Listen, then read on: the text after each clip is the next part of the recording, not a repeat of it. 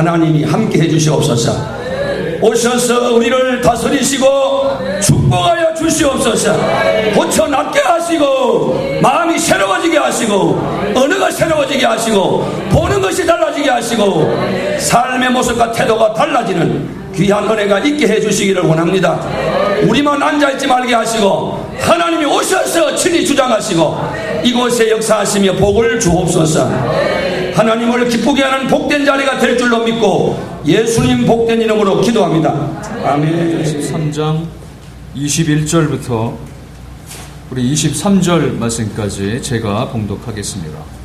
하나님의 베냐민 지파 사람 기스의 아들 사울을 40년간 주셨다가 폐하시고 다윗을 왕으로 세우시고 증거하여 가라사대 내가 이새의 아들 다윗을 만나니 내 마음에 합한 사람이라 내 뜻을 다 이루게 하리라 하시더니 하나님이 약속하신 대로 이 사람의 씨에서 이스라엘을 위하여 구주를 세우셨으니 곧 예수라. 아멘. 우리가 추구하고 세워져야 할 하나님의 거룩한 뜻을 이해가는 하나님의 온전한 사람들로 거듭난 역사가 있게 도와 주시옵소서. 세계 기독교를 통하여 하나님 영광을 받으실 날을 속히 다가오도록 축복해 주시길 원합니다. 일에 만들어가는 모든 과정을 하나님이 손대주시고 이끌으시고 만들어주셔서 우리는 수정 들고 하나님의 거룩한 뜻을 펼치는 데에 부족함 없도록 각자의 삶의 위치에서 각 지교에서 영광이 나타나도록 역사하여 주시옵소서.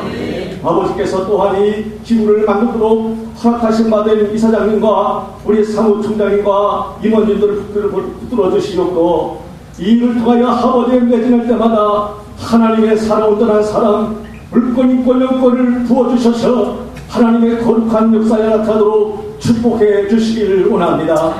오늘 또 주님 하나님 앞에 온전한 예배로 드리기를 원하여 주 앞에 귀한 백성들이 서 있사오니 당에 세우실 강산의 목사님을 힘을 주시고 능력 주셔서 주의 말씀을 대언하실 때에 우리의 신비가 온전히 새겨지게 도와주시고 그 말씀으로 새 희망 갖고 능력을 발휘하도록 역사하여 주시기를 원합니다.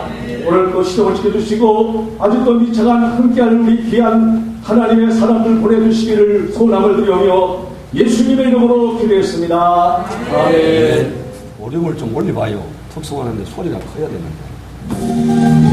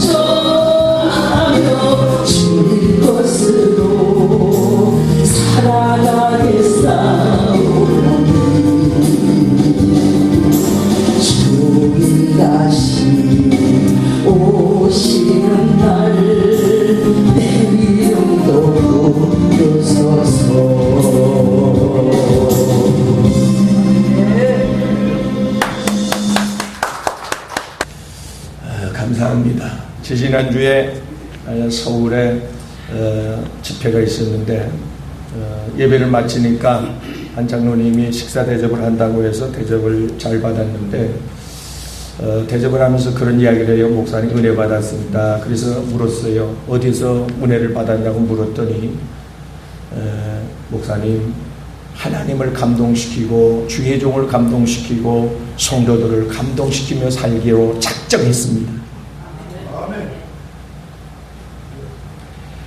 다윗이 하나님을 감동시켰더니 하나님께서 이 역사상 위대한 그런 성군이 되게 하시고, 솔로몬이 예배로 제사로 하나님을 감동시켰더니 그에게 부귀영화와 지혜를 허락해 주셨다.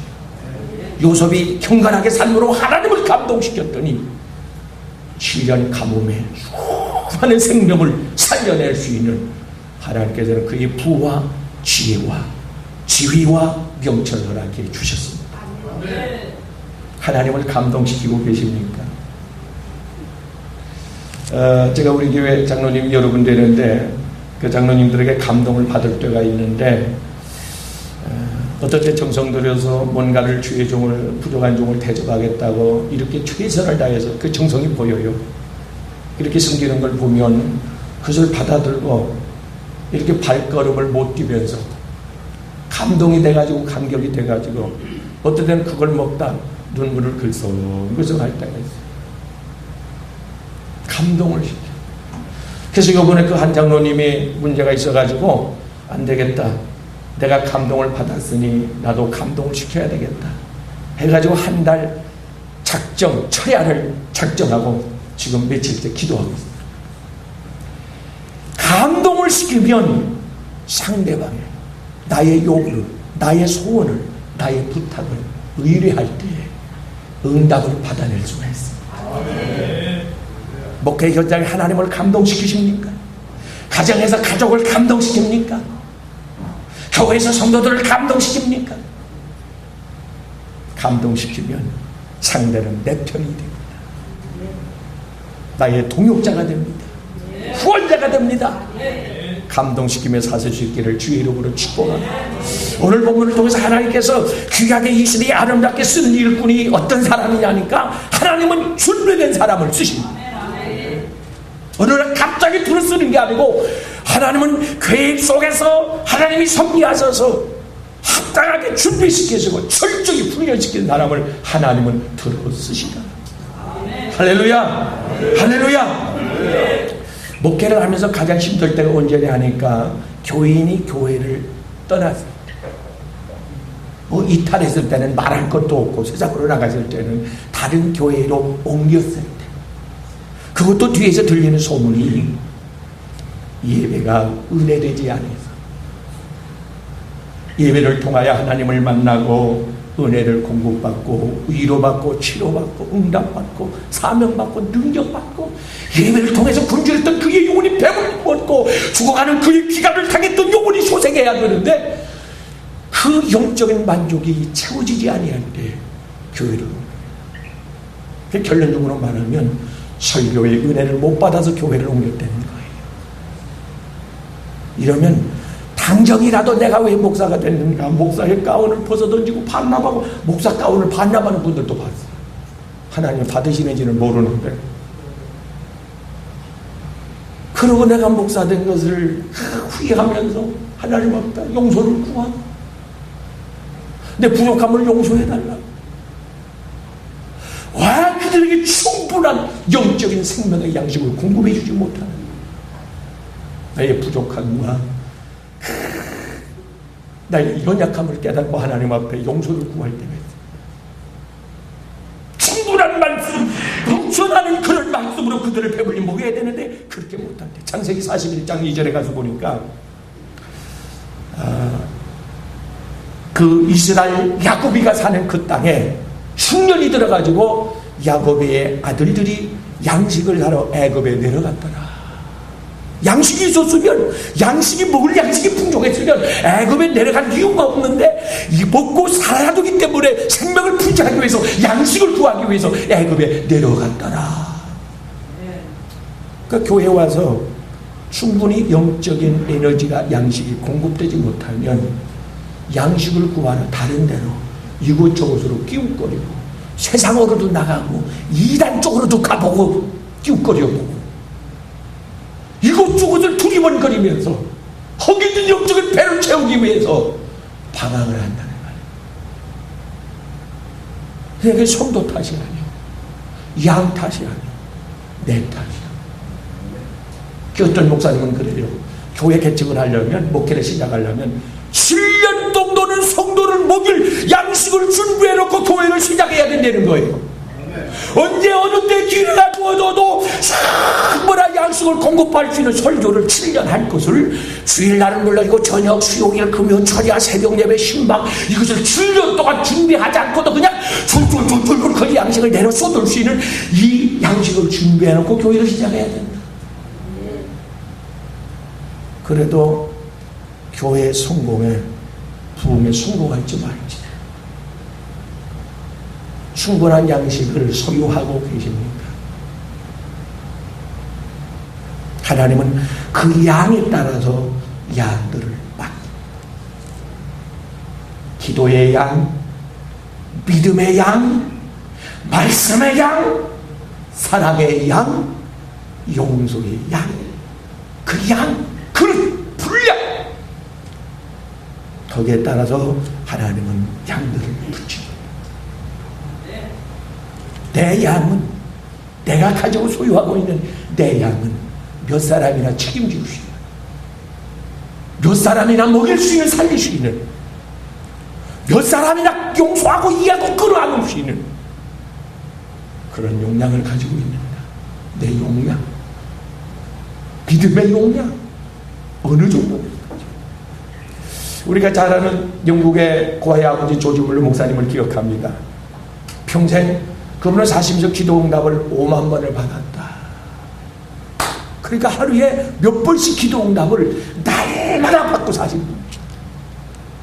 대단하다. 나도 그렇게 기도 응답을 받아야지. 근데 하나 우리가 놓치는 게 있습니다. 조지 물러 목사님은 성경을 100독 이상 했다는 거예요. 그러니까 그 하나님의 말씀을 많이 알고 그 말씀대로 순종하며 살았더니 하나님께서 생활 속에 기도응답, 복의 복을, 은혜의 은혜를, 사랑의 사랑을, 은사의 은사를, 능력의 능력을, 물권의 물권을, 양우의 양을 더하여 주셨더라. 하나님 그 양대로 주셨대. 나는 얼마나 많은 양식을 소유하고 있느냐. 하나님은 준비된 자를 쓰시는데 하나님이 쓰는 일꾼들을 보면은 어떤 상황이나 문제, 양들에 있어서 정확히 진단하는 사람을 하나님은 씁니다. 요한복음 10장 14절 말씀에 가서 보면 참 목자 되시는, 목자장 되시는 예수 그리스도께서 나는 양을 안다. 그렇게 당신을 소개합니다. 양의 성품을 알고, 기질을 알고, 아픔을 알고, 눈물을 알고, 소원을 알고, 양이 겪고 있는 고통을 알고, 원인을 알고, 알면 해답이 나오죠. 모르니까 방황하는 거죠. 지금 암흑의 김 집사님이 물질적으로 어려움을 당하는데 몸이 아파서 이 병원에 가도 병명이 안 나오는데 자녀가 방황을 하는데 사업이 꼬이고 이게 아무리 몸부림쳐도 해결의 기미가 보이지 않는데 원인이 누구냐? 원인이 시브리서 12장 7절에 말씀하고 있는 이게 징계냐? 헐리를 알아서 불순종에서 얻어받는 징계냐? 그럼 해답이 나오죠. 회개하면 끝나요. 욥기서 13장 10절에 말씀하고 있는 연단이냐? 그냥 참아내야 됩니다. 참아내야 돼요. 하나님의 정한 때까지 합격이다 하고 하나님이 신호를 보낼 때까지 인내하고 기다려야 합니다. 이것이 시편 50장 15절에 말씀하고 있는 환난이냐? 그런 비상기도에 돌입해야 돼요. 환난 날에 나를 부르라. 내가 너를 건지겠고 네가 알지 못하는 그거 비밀한 일을 내게 보여주라. 그 똑같은 문제인데 이게 뭐냐 이래요. 진단이 나와야 상담을 해주고 기도를 하고 처방을 하는 겁니다. 병을 앓고 있습니다. 이 병이 영적인 병이냐, 식생활 생활에서 온 병이냐, 예? 영적인 병, 마귀 공격이냐, 죄를 지어서 온 병이냐, 하나님의 영광을 위한 병이냐, 아니면 유전적인 병이냐. 뭐야 이게? 자, 요즘에는 단순한 그 정신질환자, 엊그제 그 군대에서 사건이 터졌는데 5명 중에 1명은 관리대가 정신질환 환자라는 얘기, 우울증, 조울증, 장애증, 정신불안증, 과대망상. 5명 중에 1명.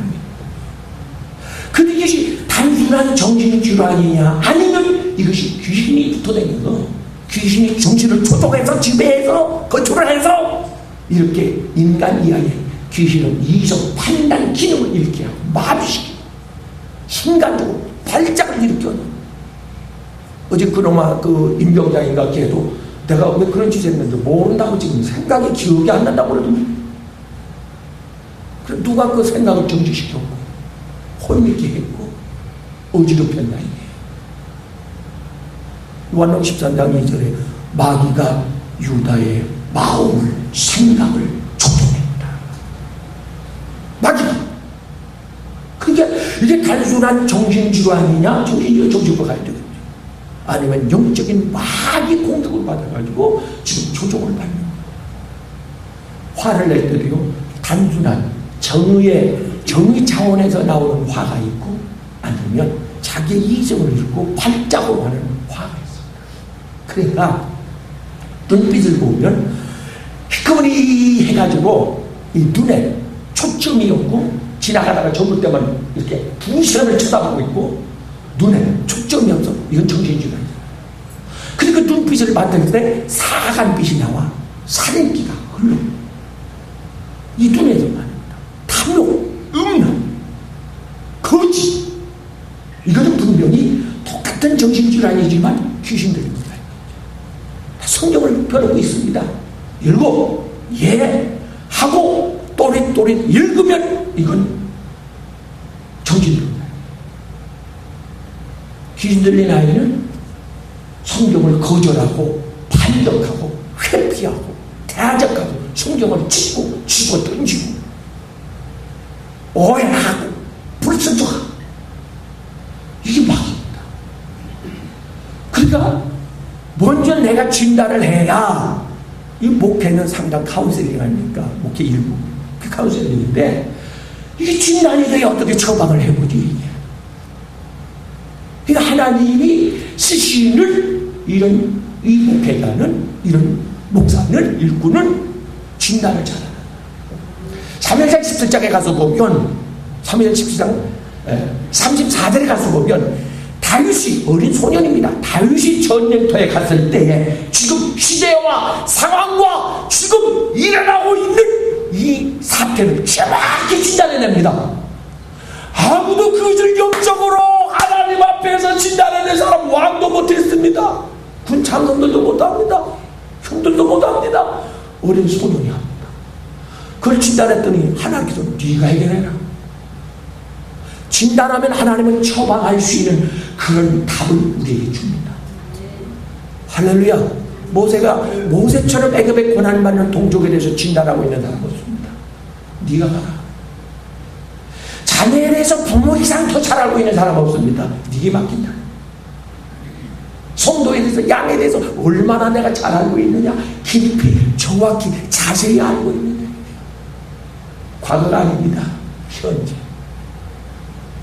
겪고 있는, 왜 나만 겪는 고난이냐고. 이 고난이, 이 문제가, 이 병이, 이 환난이 왜 왔느냐 이게요.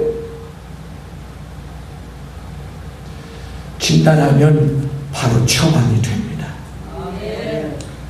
이 눈물이, 네가 지금 겪고 있는 이 문제가 어디서 왔느냐, 원인이 뭐냐, 하나님의 어떤 뜻이 계시느냐 정확히 진단. 무조건 기도하고 무조건 금식하고 막무가내로 무조건 참고, 이거 진단을 하는 거예요. 중요합니다. 하나님이 쓰는 일꾼, 하나님이 쓰는 일꾼은 사랑하는 여러분이요, 진단을 했으면 처방을 해야죠. 의사가, 그 만인의 존경을 받는 그 성스러운 의사가 흰 가운을 벗어 던지고 싶을 때가 있대요. 내가 왜 의사가 됐는가? 의사가 안 됐으면 죽었을 텐데. 언제요? 선생님 살려주세요. 우리 아들 살려주세요. 우리 딸을 좀 제발 살려주세요. 어떻게 해서라도 좀 살려주세요. 치료비가 얼마나 나와도 좋습니다. 살려만 주십시오. 아들 같은, 자식 같은 그 앞에 젊은 의사가 그 가운을 붙잡고 액을 먹고라는 그 어머니에게 걱정하지 마십시오. 최선을 다해 수술하겠습니다. 최선을 다하겠습니다. 걱정하지 마십시오.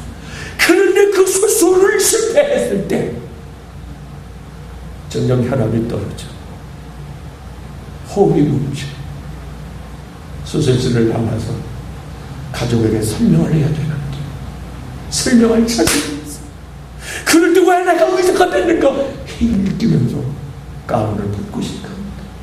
나는 그 이야기를 들으면서, 자, 하나님께서 어떤 사람에게 나에게 주어진 그런 여건, 나에게 주어진 그런 은혜, 그런 달란트, 그런 기회를 동일하게 주었으면 나보다 더 잘할 사람이 있을 텐데, 목회를 나보다 더 훌륭하게 잘할 사람이 있을 텐데, 양들을 다 풍족히 먹을 사람이 있을 텐데, 그 생각을 하면요, 하나님 앞에 죄스럽고 성도들에게 미안하고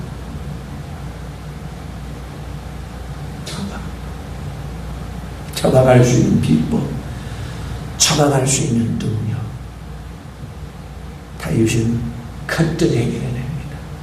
국가적인 그 블레셋과의 그 전쟁, 골리앗과의 그 한번, 그는 능히 처방을 합니다. 하나님께서 정확히 진단하는 자에게 하나님은 해결의 열쇠를 그에게 부여해 줍니다. 두 번째, 하나님께서 어떤 사람을 쓰시느냐니까, 하나님이 쓰는 사람은 참 목사. 그러니까 교회 밖에 이단이 있잖아요. 교리적인 이단. 교회 안에는 신앙적인 영적인 가짜가 있을 수 있다는 거예요.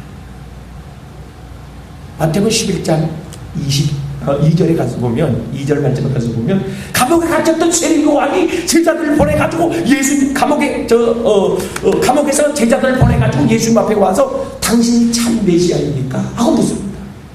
뭐라고 대답할까요? 우리가 그동안 수천 년 동안 기다렸던 우리의 조상들의 선지자들에게 예언했던 그 메시아 예수 그리스도가 당신 맞습니까? 당신이 진짜입니까? 가짜입니까? 당신이 진짜 목사입니까? 가짜 목사입니까? 그러고 묻는다면 어떻게 우리가 증명을 해보이겠냐 그 말입니다. 그때 예수님께서 내가 진짜다 가짜다 그렇게 말씀하지 않는 것이고, 너희가 보고 들은 대로 너희 선생 스승 세례 요한에게 가서 그대로 이야기를 해라. 가난한 너에게 천국 복음이 증거되고, 귀신 들린 자에게 귀신이 떠나고, 병든 자들이 혼자서 기도할 때 손을 흔들 때 벌떡벌떡 일어나고, 앉은 자가 일어나고, 소경이 보고 귀걸이가 듣고, 축복병자가 와치게 움직이고, 믿는 자에 따르면 표적. 마가복음 16장 15절이 말씀하고 있는, 누가복음 17장에도, 누가복음 10장 18절 말씀에도 하나님께서 70명과 제자들에게 예수님이 하셨던 요한복음 1장 12절 말씀의 그 권세와 그 능력을 부여해 주었는데, 너희에게는 당연히 이런 역사가 표적이, 이런 가증이 있다는다. 그러니까 참 목자는 당연히 이런 주님이 하셨던 일을 해야 된다는 겁니다. 그럼 참 목자는 베드로전서 1장 29절, 28절, 29절에 가서 보니까 참 목자 되시는 예수 그리스도는 흠과 티가 없었다. 흠과 점이 없었다. 아무런 죄가 없었다. 누가복음 23장에 가서 보면, 빌라도 앞에 섰을 때 3절에 가서 보면 빌라도가 그렇게 묻습니다. 당신이 진짜냐 가짜냐? 진짜 왕이냐 메시아냐? 그렇게 묻습니다. 45절에 가서도 유대인들이 십자가에 예수님을 올려놓고 당신 진짜 메시아냐? 진짜 메시아라고 하는 확증만 보여주면 그들이 십자가에 예수님을 내립니다. 그 앞에 부목합니다. 그가 통곡하며 회개합니다. 진짜 메시아인지 몰라서 십자가의 못을 박은 겁니다. 그러니까 우리가 하나님이 세우신 진짜 그런 목자라고 하는, 참 목사라고 하는, 참 주의 종이라고 하는 이런 확신만 성도들에게 확인만 시킨다면 그도 생명잖아요. 몸 바칩니다. 하나님 교회를 위해서 집 바칩니다. 이게 증명이 안 되는 거예요. 뭘로 증명하는 겁니까? 말만 한다. 내가 진짜다 한다고 되는 게 아닙니다. 열매로, 표적으로, 변화된 거듭난 인격으로 하나님의 참 종이라고 하는 것을 보여 증명할 주기를 주의 이름으로 축원합니다. 축원합니다. 요한복음 10장 10절 말씀에 가서 보니까 참 목자는 양을 위해서 목숨을 내놓는다. 사무엘상 17장 35절에 가서 보면 다윗이 사울왕 앞에서 그렇게 고백합니다. 내가 내 아버지의 양을 줄 때에 곰이나 사자가 나타나면 내가 목숨 걸고 그 사자와 간판을 지었습니다. 목숨을 내놨어요. 참 목자는 양을 위해서 목숨을 내놓는 이 사람이 바로 참 목자다. 사도행전 20장 24절에서 바울 사도는 주님께서 맡겨준 복음 증가하는 일을 마치려 하면은 자기의 생명을 아낌없이 내놓았다고 증가합니다. 그러면서 고린도후서 12장 7절, 갈라디아서 6장 17절 말씀에, 갈라디아 6장 17절 말씀에 그렇게 고백합니다. 이제 이후로는 누구든지 나에 대해서 거짓 사도다 진짜 사도다 논하지 마라. 그런 분란이 많이 있었거든요. 진짜다 가짜다는 말이에요. 저 목사님 미단 아니요? 저 목사님 그냥 신학교 나와가지고 그냥 그렇게 어떤 과정을 통해서 목사가 된 분 아니요? 하나님이 세운 진짜 목사님이요? 그런 소리 하지 말아요. 나에게는 흔적 증거가 있다. 백문이불교리 증거를 보여줘야 된다. 그러니까 내가 하나님이 세운 하나님의 참종이라고 하는 것이 증명이 되어져야 되는데 능력으로도 증명이 되어져야 되지만 하나님을 위해서, 양을 위해서 희생함으로 증명이 되어져야 돼. 언젠가 우리 교회 집사님 아이 하나가 얼마 전에 열병에 걸려가지고 열이 팔팔 끓어오르는데 병원에 입원했는데 강력한 항생제를 썼어요. 이제 열이 넘어가면 이 뇌세포에 여기 이상이 와가지고 살아나도 이게 이제 반신불수가 되든지 아니면 식물인간이 되든지 못 쓰는 거예요. 근데 이 아이가 죽어가니까 열이 막 40도 막 올라가니까 엄청난 환세 써서 안 일에 나중에 안 일인데 뭐 7배인가 10배인가 그렇게 강한 환생제를 썼대요. 써서는 안 될 일인데 마지막 수단으로. 근데 사모 주목사하고 병원에 가고 저는 이제 교회로 다시 돌아와 강계산에 올라가서 무릎을 꿇고 하나님 내 생명을 내놓겠사오니 내게 맡겨진 저 어린아이 양 살려주십시오. 나는 살 만큼 살았사오니 저 아이 이제 2돌 넘어갑니다. 저 아이 살려주십시오. 목을 놓아 간절히 하나님 앞에 내가 이대로는 저 아이를 보낼 수 없다고. 만약에 하나님께서 저 아이 데려가면 나는 목회할 자격이 없고 나는 목사라고 참 목사라고 저 가정 앞에 쓸 수가 없으니 하나님 아이를 살려라. 새벽 3시입니다. 큰 빛이 비춰오더니 하나님께서 두려워하지 마라. 종아 두려워하지 마라. 잠시 후에 전화가 왔어요. 목사님 열이 내려가기 시작했습니다. 급격히 떨어지기 시작합니다. 정상으로 돌아갑니다. 얼른 새벽 예배를 마치고 병원으로 달려갔더니 언제 앞에 앉느냐는 못했어요. 배고프다고 먹을 걸 달라고. 이겁니다. 문제로 보지 않고 일거리로 보는. 너는 하나님의 일거리다. 봐라 살아계신 하나님을 보여줄 수 있는 찬스. 기회. 하나님의 많은 기회를 줬습니다. 앞으로도 계속 그 기회가 우리에게 제공이 될 건데 하나님의 시선으로 믿음의 눈으로 바라보면 하나님이 이런 복을 주시려고, 이런 은혜를 주시려고 우리에게 기회를 주셨구나. 귀하다, 귀하다, 지금은 귀하다. 하나님을 보여주고 내가 참 종이라고 하는 것을 확인시켜 주실 길을 주의 이름으로 축복합니다. 축복합니다. 목회 절정이 언제냐? 인생의 황금기, 살맛 나는 그런 때가 언제냐니까 하나님의 성령의 은혜가 정말 나에게 부어지면 그때는 목회의 인생의 최절정 황금기를 맞는 겁니다. 다윗이 목동에 불과했지만 그에게 사무엘 선지를 통해서 기름 부음이 임했고 왕의 후보가 되고 헤브론에서 또 한 번 기름 부음이 임했을 때에, 성령이 임했을 때에 이스라엘의 초대 왕이 되고 또 한 번 성령의 기름 부음이 정말 임했을 때에 통일 왕국의 2대 왕으로 지휘합니다. 그러니까 내가 얼마만큼 하나님의 은혜를 크게 던지느냐에 따라서 이게 목회의 사활, 운명이 결정되어진다. 언제가 하나님 앞에 하나님 혼자 갑니다. 미련합니다. 가진 것도 내놓을 것도 아무 것도 없습니다. 막 무지였더니 하나님께서 그래요. 종아, 은혜가 던져지면 페인트 칠을 할 때 온목 들어간 부분, 더러운 부분은 더 칠을 해줬더만요. 2번, 3번. 그러니까 똑같아요. 그러니까 부족한 만큼, 야작한 만큼, 모자란 만큼 하나님의 은혜가 더해지면, 갑줄로 더해지면 가능합니다. 오늘 우리가 구할 것은 열왕기하 2장 9절 엘리사가 구했던 한 가지를 구하라 한다면 하나님 무엇보다 갑절의 성령을 내게 부어주옵소서.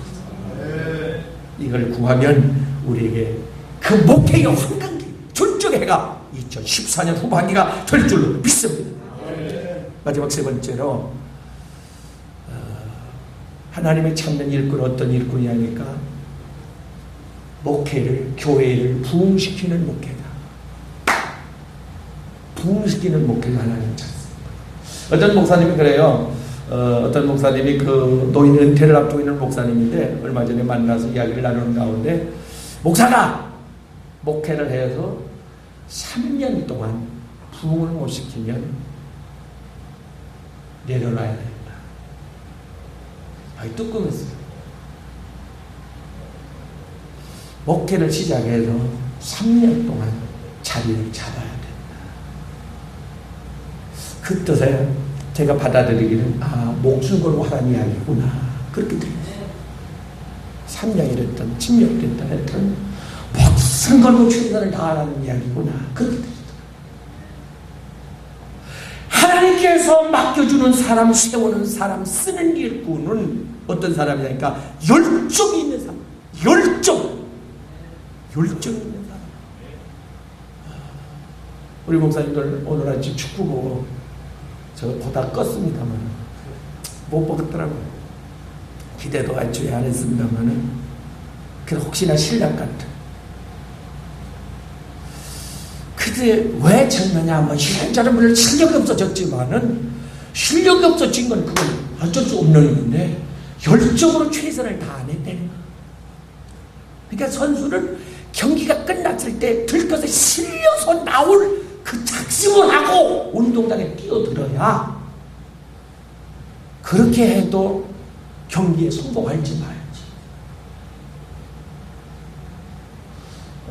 그 서울의 그 윤석철 목사님이라고 그분이 예배를 마치고 나서 회개한다는 소리에 귀가 번쩍했는데 예배를 드리고 나서 무슨 회개를 할까 했더니 이렇게 살아서 이렇게 움직일 수 있는 것을 회개한대요. 그게 뭔 말이냐면 하나님이 죽도록 충성하라고 그랬는데 죽도록 예배를 이렇게 힘쓰고 애써서 드렸어야 되는데 예배를 마치고도 꺼덕꺼덕 힘이 남아있다.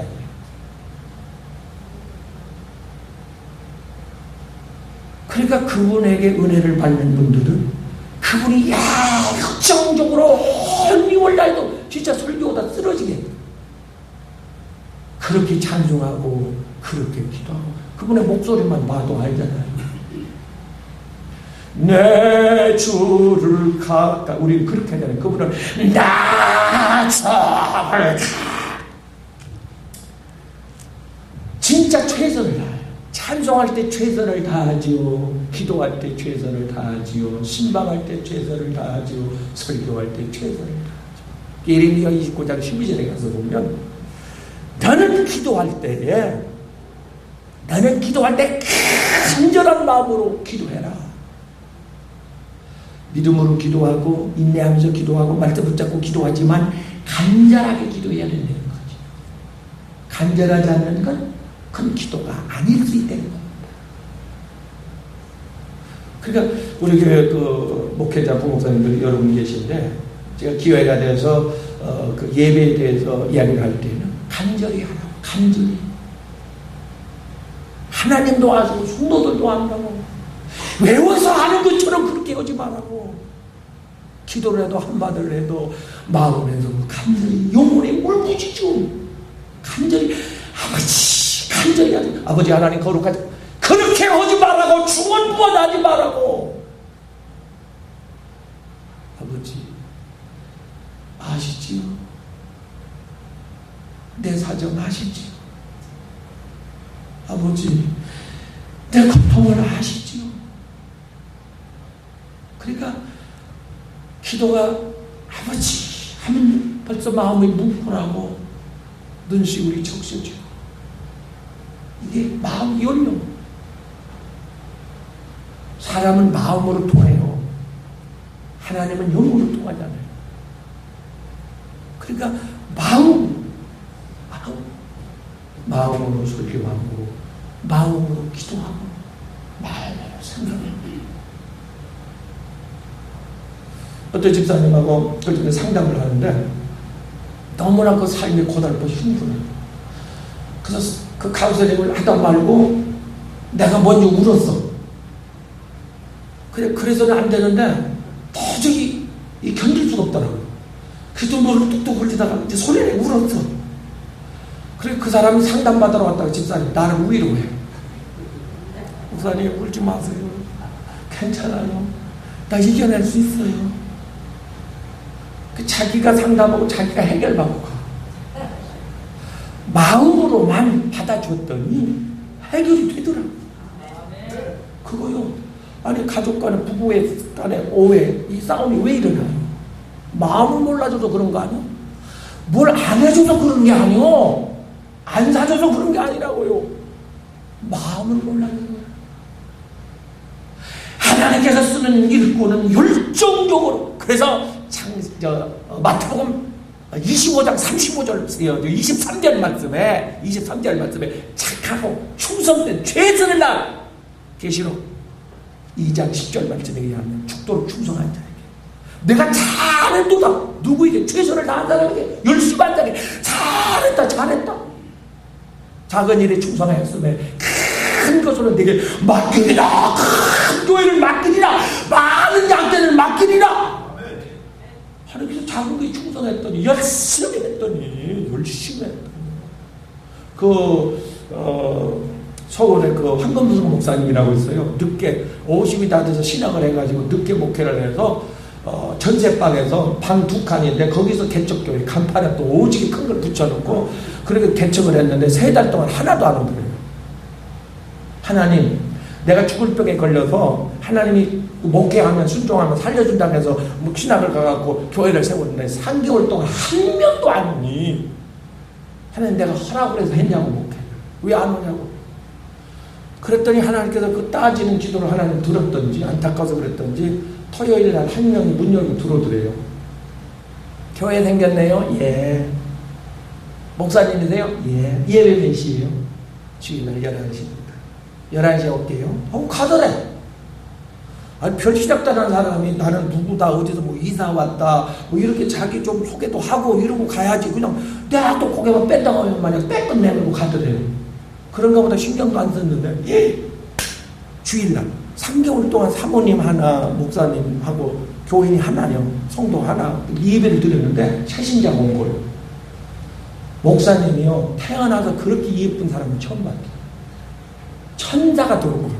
천사가. 그래서 설교하다 예배 인도하다 말고 가운 입은 채로 가갖고 엎드려 절을 했대요. 어서 오십시오. 세상을 다 얻은 기분이 들어요. 그래서 그를 앉혀놓고 얼마나 신이 났던지 예배를 2시간이나 드렸대요. 이제 등록으로 예배를 끝나고 등록을 하고서 계속 이제 새벽에도 나오고 저녁에도 나오고 계속 이제 첫 열매가 되는 거예요. 얼마나 감사한지 천국 가도 괜찮거든요. 일주일쯤 지났는데 그 남편 집사님이 전화가 왔더래요. 목사님! 그래서 웬일이냐 집사님? 웬일이냐 그러니까 큰일 났어요. 뭐냐고 그러니까 그 자기 부인 집사님이 죽을 병에 걸려가지고 병원에 갔는데 암 3기. 하늘이 무너진 거예요. 아니 하나님, 내가 교회를 세우고 싶어 세웠으니까, 그 사람 내가 전도해서 데려왔으니까 하나님 꿈에 보여줘서 왔다는데, 그 사람 암 3기면 그 사람 이제 데려가면 동네 소문나면, 그래서 내가 실족해가지고 어떻게 목회를 하겠습니까? 이래가지고 하나님 앞에 따지고 밤을 새워서 기도를 했는데, 저 수유리에 가면 한일병원이라고 있어요. 한일병원에 입원을 해가지고 수술날을 잡아가지고 수술을 하는데, 마지막 목사님이 가가지고 수술실 앞에서 그 들어오는 그 수술 그 담당 의사들을 이렇게 아침에 가로막으면서 자기의 명함을 하나 꺼내주면서, 이 목사님이 개척교회 성도라게 봐야 한 가정인데 명함을 황금으로 그 금박으로 파가지고 딱 당회장, 암의 목사, 이렇게 명함을 파가지고 빛나는 명함을 꺼내니까, 그것도 강남에서 당회장 목사님 정도면 교회가 굉장히 큰가 보다. 뭐 국회의원 몇 명, 뭐 장관도 있을 거고, 뭐 시장. 아이고, 이런 아침에 여기까지 목사님 직접 오시다니. 오늘 수술 받는 그 암의 시간, 내가 가장 사랑하는 양이라고. 그거 하나밖에 더 있나? 하나밖에 없잖아요. 그래서 내가 일부러 왔는데 기도 한 번만 하면 안 되겠냐고. 그래서 허락을 받아가지고 수술실 입고 이제 기도를 하는데, 하나님이 역사해가지고 성령이 임해서 덜덜덜덜 와다다다 두두두두두 하면서 성령이 와서 반응이 터지면서 기도가 말할 수 없는 탄식으로 성령께서 기도의 영을 막 부어주는데, 잠깐 하려고 그랬어. 그냥 손만 대고 하나님 책임져 주옵소서 나오려고 그랬는데, 목사님도 난리가 나고 들어놓이는 수술 받은 환자도 난리가 나고 달달달달달달달달달달 심령 대풍선해가 수술실 앞에서 열어졌는데, 의사가 보니까 이거 미치겠냐.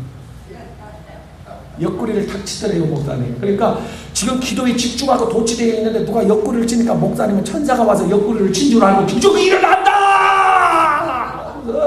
2단, 3단 막 기도의 그 깊이를 막 높인 거야. 소리 지르면서.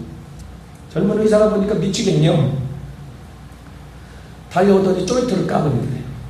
엄청 아프잖아요. 정신이 번쩍 나고 보니까 자기가 지금 무슨 일을 하고 있는지 이제 감지를 하는 거예요. 아이고, 미안하다, 죄송하다. 그러고서 나오니까 그 수술복을 입고 있던 그 집사님이, 목사님 같이 가요! 하더니 벌떡 일어나갖고 목사님을 따라 나오더래. 아주머니, 어디가 나 태워놓는다고. 아니, 수술 받아야 돼. 수술 안 받아. 하나님 고쳤어. 그러더니 기적이 일어나는데, 그 다음 주부터 그 사람이 사람을 몰고 오는데, 5명, 10명, 20명, 30명, 50명, 2층으로 옮겼어. 150명, 200명, 300명. 안 돼. 끼어주고 부흥을 하는 거야. 할렐루야. 하나님이 부흥의 문을 확 열어주니까 불빛처럼 구름대처럼 몰려드네. 그러니까 지금 목회가 힘들면, 뭐 한국교회 부흥이, 전도가, 새로운 영혼이, 구원이 지체되고 있다는데, 그건 사람이 아니고 사람이 하고 하나님께서 역사하십니다. 일하십니다. 할렐루야. 할렐루야. 우리 교회 보니까 매주 거의 세신자가 안 올 데가 없어요. 매주 세신자들이 이 등록을 하는데, 어떻게 왔냐 보니까 소문 듣고 왔냐. 그거는 우리가요, 6개 단지가 있거든요. 주변에 아파트 단지가. 한 개 단지 입주할 때에 전도지로 2,300만 원어치를 갖다 풀었어요. 그러니까 물수도 쓴 거예요. 한 단지에 2,300만 원 갖다 풀었거든요. 전도지 받고 온 사람 하나도 없어. 내가 괜히 줬다고 했어. 괜히 줬다고. 별글자 더 왔어요. 그거 받고 얼마. 그들이 소문 나니까 소문 듣고는 빌려. 소문 듣고. 할렐루야. 할렐루야. 이런 소문이 자자게 나기를 주 이름으로 축원합니다. 마지막 하나도 하나님은 어떤 일꾼을 들었으니 하니까 메뉴가 있는 일꾼입니다. 메뉴. 자기 독특한 메뉴가 있어야 됩니다. 달란트가 있어야 됩니다. 신유가 있든지 능력이 있든지 말씀이 좋든지 메뉴가 있어야 돼요. 아니면 아버지가 훌륭한 목회자에서 큰 교회를 하다가 그걸 물려주든지 아니면 다른 데 교회를 세워주든지 아니면 우리 아버지가 장로님이어가지고 재벌 장로님이어가지고 종교부재 교회를 갖다가 최신식으로 지어주든지 뭐 이런 메뉴가 있습니다. 아니면 실력이 있어가지고 유학을 갔다 와가지고 내로를 하는 막 설교 1시간 하면 그냥 그 성도를 울렸다 웃겼다 할 수 있는 이런 실력이 있다. 무슨 테크닉, 조직, 행정력 아주 뭐 이런 걸 잘해가지고 막 한 번만 못 받으면 묵대름에는 뭐가 있든지 제자 훈련, 공부, 알파고스 뭐 이런 걸 잘 지켜가지고 소문이 나든지 뭐가 있어야 돼. 가만히 보니까 저는 아무것도 없더라고. 백그라운드가 아무것도 없어. 남들은 그런 것 저런 걸 가지고 있는데 나는 없더라고. 그래서 어떡하나 했더니 내 백그라운드는 하나님께 매달려 하나님 세우셨사오니 감당할 능력도 주시고 은사도 주시고 말씀도 주시고 지식도 주시고 분별할 수 있게 해주시고 시대도 분별하고 영도 분별하고 사건도 분별하고 상황도 분별하고 병도 분별하고 문제도 원인도 분별하고 하나님 분별할 수 있게 눈을 열어주시고 보게 해주시고 첫 번에 그냥 답이 나오게 해주시고 해결할 수 있는 능력도 부어주시옵소서. 그거더라고. 다른 것들. 하나님 나는 없습니다. 다른 메뉴가 나는 달란트가 백그라운드가 없습니다. 그래서 하나님께서 이스라엘 백성들에게 그 수많은 전쟁이 끝나면 또 다른 전쟁 또 다른 전쟁 계속 전쟁터에서 이스라엘을 훈련시키면서 전쟁이 끝나고 나면 모든 병기를 불살라버려라. 왜? 하나님을 의지하라.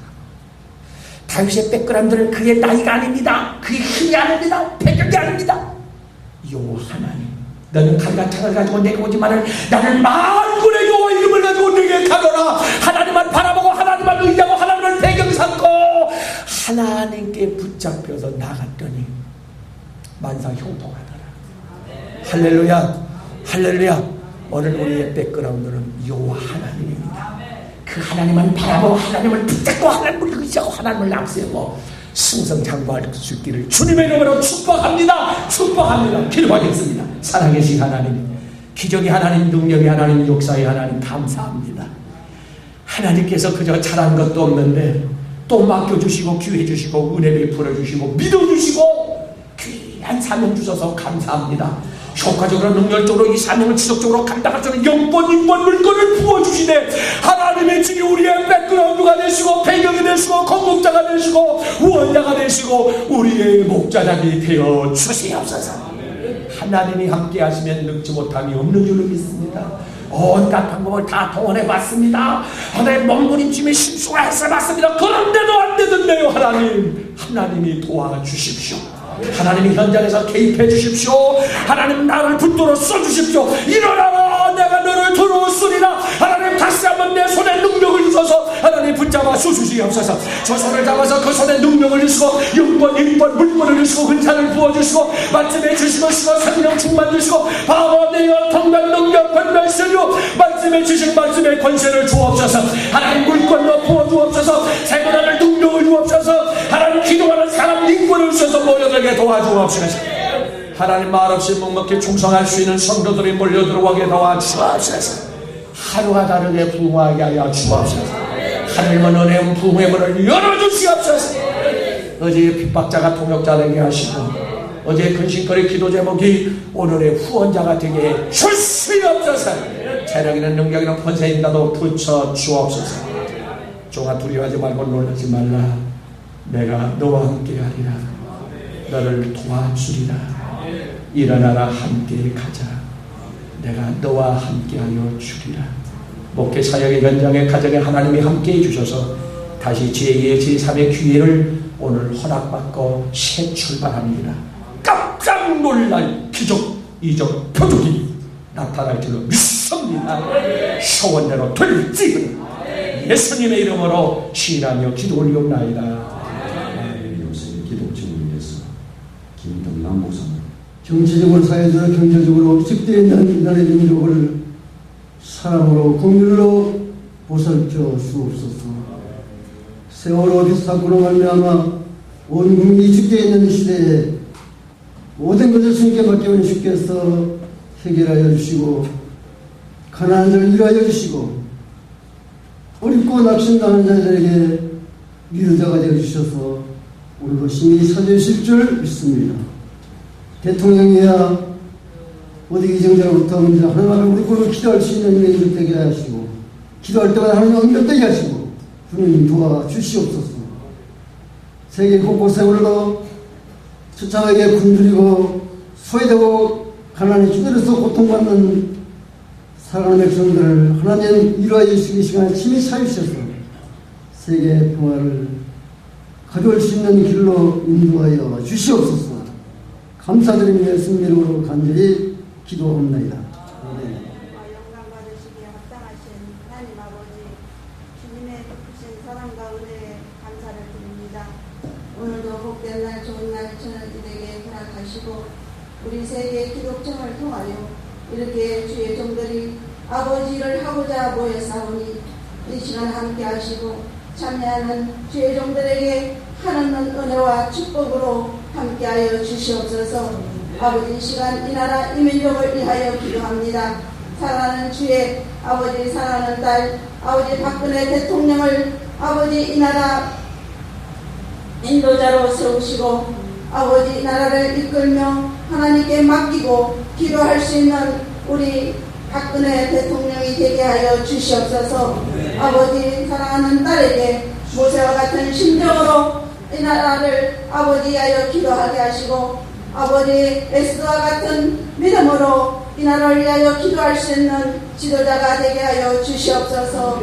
아버지, 더욱더 하늘에 아버지 하나님께 맡기는 기도하게 하시고 이 나라가 어렵고 힘든 가운데 있사오니 아버지 하나님 도와주시고 우리 면도 믿는 저희들이 목회자들이 하나님을 향하여 아버지 모세와 같은 심령으로 나의 이름을 생명록에서 지워버릴지라도 이 민족을 아버지 나라 백성들을 용서하여 주옵소서 하는 모세와 같은 지도자의 사명을 갖게 하시고 우리 죄종들이 먼저 아버지 앞에 부르짖는 기도를 할 수 있도록 영역을 7배나 더하여 주시옵소서.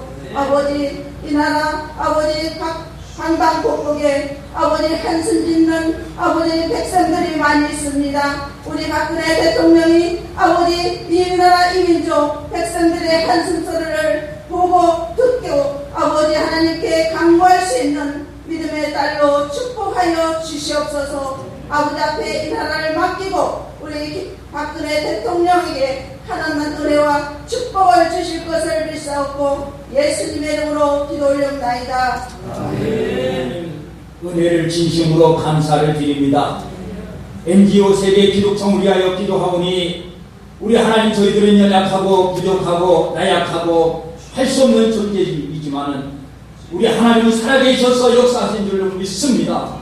주님 영광 받으시고 인애와 자비를 베풀어 주셔서 우리 세계 기독정이 발족하여 이제 시작하였사오니 세계 인류를 봉헌하며 아버지 지구촌 모든 백성들을 살리는데 앞장서는 우리 기독정이 될 수 있도록 은혜를 더하여 주시기를 간절히 바라옵고 원합니다. 저희들이 먼저 기도하는 종들이 되게 하여 주시옵시고 아버지 하나님이여 세계를 이끌어갈 수 있는 영권을 더해주시고 통찰력을 더해주시고 믿음을 더해주시고 성령의 권능을 부어주셔서 예루살렘과 유다와 사마리아 땅끝까지 증인되기에 부족하지 않도록 역사하여 주시기를 원합니다. 그리하여 우리가 모여 싸우되 미스바에서 모였던 사무엘처럼 다니엘처럼 에레미야처럼 야곱처럼 아버지 하나님 부리죠 간구하게 하시고 엘리야처럼 불의 권세를 주셔서 민족과 나라를 살리며 열방을 향하여 도약하는 세계 기독성이 되게 하여 주시옵소서. 주시옵소서. 영광 받으시기를 원하옵고 예수님의 이름으로 기도하옵나이다. 아멘. 마시고 우리의 마음과 몸과 영혼을 다 받아 주시옵소서. 이 우리 쓰인 곳마다 이 지구촌 곳곳마다 죽어가는 영혼을 살릴 수 있는 데 쓰임받게 하옵시고 무엇보다 하나님 나라가 임하는 곳에 사용되게 하여 주옵소서. 이제 세계 기독종을 통해서 큰 일을 많이 할 수 있도록 인도해 주심을 감사드립니다. 이제 하나님 아버지 경제적으로 어려움 당하지 않고 하나님이 명하신 모든 소명을 잘 감당할 수 있도록 물기도 허락하여 주옵소서.